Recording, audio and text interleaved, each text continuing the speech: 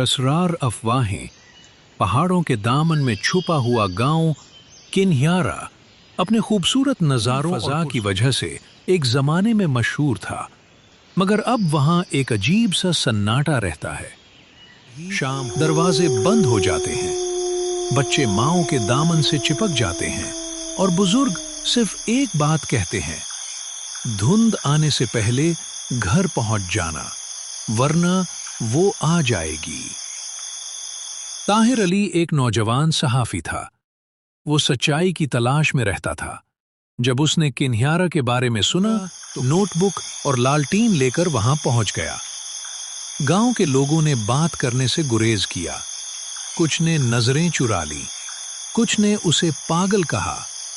एक बूढ़े ने सिर्फ एक जुमला कहा, ये कहानी नहीं, ये सजा है, सच को मत छेड़ो। चचा नजीर की बातें। अगले दिन ताहिर को एक बूढ़ा मिला, नजीर चचा। कांपती हुई आवाज, लरजती सांसें और आंखों में खौफ की परछाइयां। नजीर चचा ने कहा, बचपन में यहां एक लड़की रहती थी, शुमाइला नाम था उसका। बड़ी प्यारी मगर अजीब सी, अकेले दरख्तों से बातें करती, कभी हंसती कभी रोती। माँ बाप का इंतकाल बचपन में हो गया था। लोग कहते थे उस पर जुनून तारी रहता है। एक रात वो जंगल में चली गई और कभी वापस ना आई। लोग कहते हैं वो खुद नहीं गई, कोई ले गया उसे।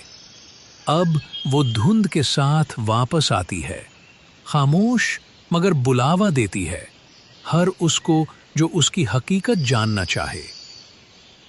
जंगल की पहली झलक।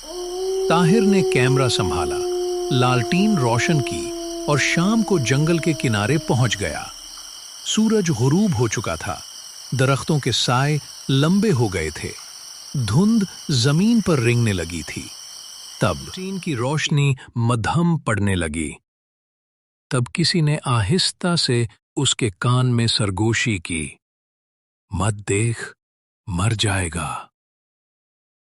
रात का अंधेरा और पागलपन का आगाज। ताहिर पीछे हटा के कदम जैसे जमीन से जुड़ गए थे। सामने वही सफेद लिबास, मगर अब उसके पीछे एक साया भी था, लंबा काला बेचेहरा। अचानक शमाइला ने पलट कर देखा। उसकी आंखें सुर्ख थीं, जैसे खून से भरी हुई हों। ताहिर बेहोश हो गया। अगली सुबह जंगल के किनारे उसका बैग मिला। कैमरा टूटा हुआ था। नोटबुक पर खून से लिखा था, वो आती है जब सब सोते हैं और ले जाती है जो उसे पहचान ले। गांव की पुरानी हकीकत। नजीर चचा ने बताया, शमाइला सिर्फ एक लड़की नहीं थी, वो अब एक साया बन चुकी है। जंगल के अंदर एक दरख्त है, पीपल का दरख्त, जहां उसकी कब्र है।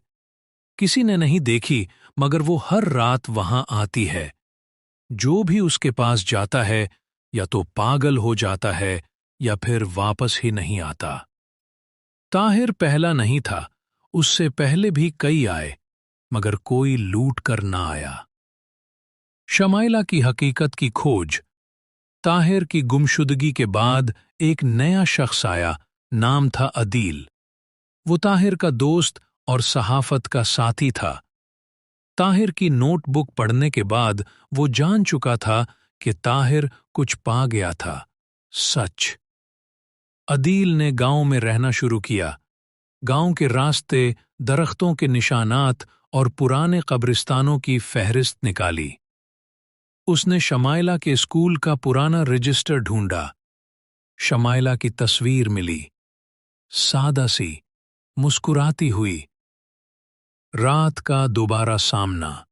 अदील ने शमाइला को पहली बार रात के 3 बजे देखा।